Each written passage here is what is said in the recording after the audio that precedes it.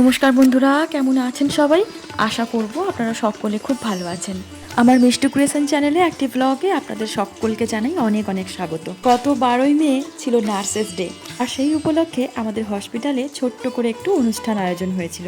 সকালে যখন ডিউটিতে অন হব তখন দেখছি ফ্লোরেন্স নাইটিঙ্গেলের ছবিটা খুব সুন্দর করে ফুল দিয়ে সাজানো। তারপর এক দিদি সবার হাতে তুলে দিচ্ছিলেন ছোট্ট একটা ব্যাগ, যেখানে রয়েছে ফ্লোরেন্স নাইটিঙ্গেলের ছবি, আর তার সাথে ওনার বার্থ অ্যান্ড ডেথ ইয়ার। ডিউটির মাঝে খানিকটা ফাঁকা সময়ে আমাদেরকে ডাকা হলো এখানে অনুষ্ঠানের জন্য। যদিও তেমন কোনো প্রিপারেশন ছিল না, যেই ঘরে সবসময় প্রোগ্রাম অ্যারেঞ্জ হয় সেই ঘরটাও আর এখন নেই, কারণ ওখানে এখন কিছু কাজ চলছে। আমরা যখন ওখানে গিয়ে পৌঁছলাম তখনও পর্যন্ত কিছু শুরু হয়নি, সব কিছু অ্যারেঞ্জ চলছে।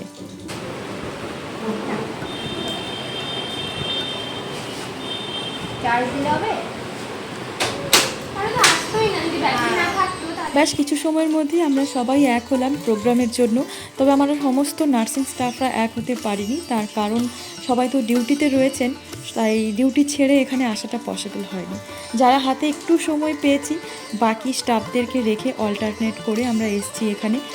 তো এখানে রয়েছেন আমাদের শ্রদ্ধেয় এনএস ম্যাডাম, ডিএনএস ম্যাডাম এবং সিস্টার ইনচার্জরা, আর বাকি কয়েকজন নার্সিং স্টাফ রয়েছে। শুনুন, তবে আর দেরি না করে অনুষ্ঠানটা শুরু করা যাক এবার।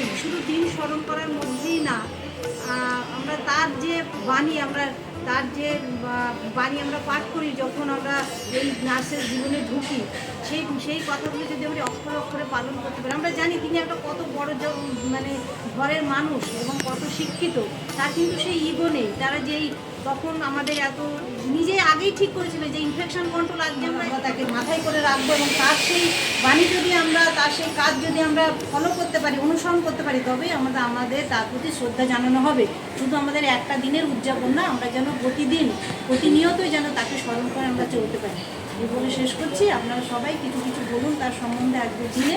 সবাই সুস্থ থাকুন, ভালো থাকুন, আমরা যেন সেই গতি অবলম্বন করে চলতে পারি। ধন্যবাদ ম্যাডাম। আমাদের একটু পুষ্পদানের প্রতিযোগিতা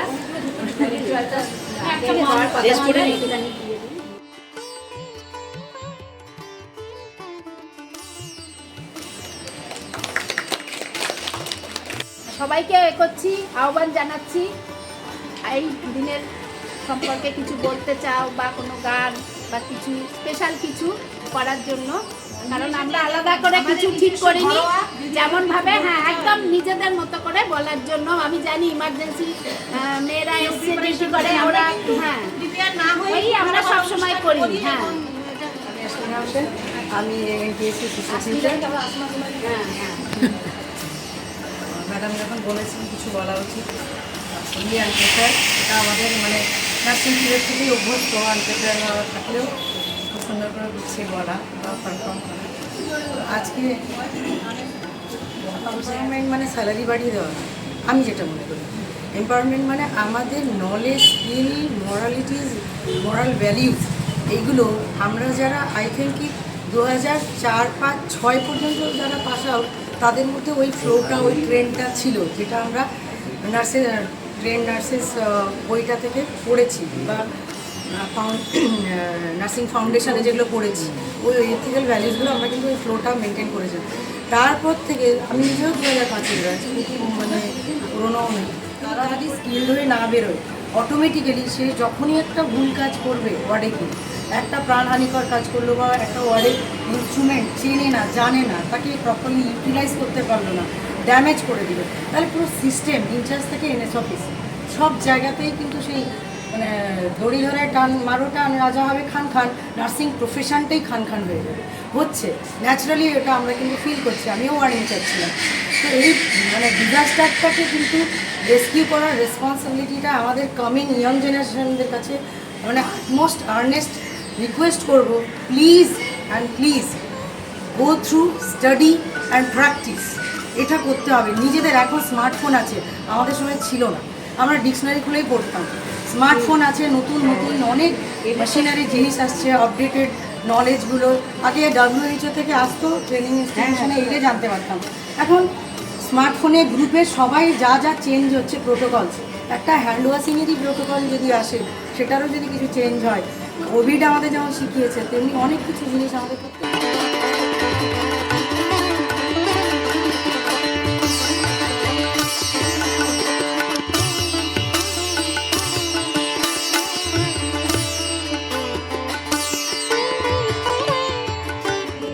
লুকিয়ে রাখা ধুলার ঢাকা ধুয়ে দাও, আলোকের এই ঝর্ণা ধারায় ধুইয়ে দাও। কিন্তু কিছু কিছু তার জীবনের অধ্যায়গুলো আমরা অনেকটা এখনো জেনে উঠতে পারিনি বা সেগুলো গুরুত্ব দিতে পারিনি এখনো। যেসব ছোট ছোট কাজ যেগুলোই কিন্তু অনেক সাকসেস এনে দিয়েছিল ফ্লোরেন্সকে। ফ্লোরেন্স নাইটিঙ্গেল 1820 সালে ইতালির ফ্লোরেন্স শহরে জন্মগ্রহণ করেছিলেন। খুব সচ্ছল পরিবারে উনি জন্মগ্রহণ করেছিলেন।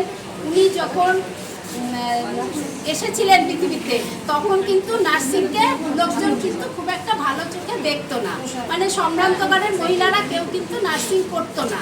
কিন্তু উনি দেখেছেন দিনের পর দিন, মানে কোনো অর্গানাইজ নার্সিং কেয়ারের ব্যবস্থা ছিল না। কিছু চার্চের লোকেরা, কিছু এরকম চার্চের যারা মহিলারা ছিল তারা কিছু কিছু নার্সিং কেয়ার দিত, কিন্তু সেইভাবে যে অর্গানাইজড হয়েছে শিক্ষিতভাবে নার্সিং জেনে পড়ে যে করা কেয়ার দেওয়া পেশেন্টকে, সেগুলো কিন্তু ছিল না। উনি কিন্তু নিজেকে আপডেটেড করেছিলেন, পড়াশোনা করেছিলেন এবং উনি কিন্তু দুস্থ এবং মানে আত্মের সেবায় নিজেকে ভীষণভাবে নিয়োজিত করেছিলেন। এবং উনি যা কিছু হতে পারতেন নার্সিং, কিন্তু উনি নার্সিংকেই কিন্তু পেশা হিসেবে নিয়েছিলেন। এবং ওনার এই যে কাজের জন্য যখন ক্রিমিয়ার যুদ্ধ বাধে তখন কিন্তু ওনার জীবনে আরও বেশি পরিবর্তন আসে। উনি দেখতে পান যে লোকের কান্না, রক্ত, এই সমস্ত যন্ত্রণা এগুলো কিন্তু অনেক বেশি ওনাকে মানে কষ্ট দিয়েছিল এবং দেখেছিল যে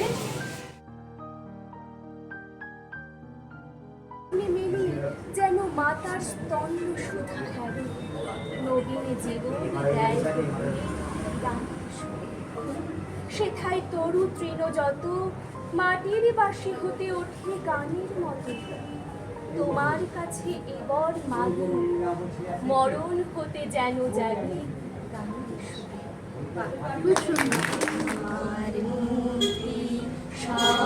সর্বজনে মনের মাঝে দুঃখ বিপদ তুচ্ছ করা কঠিন কাজে বিশুদ্ধাতার যোগ্যশালা আত্মভূমের বন্যি জ্বালা বিশুদ্ধাতার যোগ্যশালা আত্মভূমের বন্যি জ্বালা জীবন যেন দিয়াহুতি মুক্তি আসে আমার মুক্তি আলোয় আলো।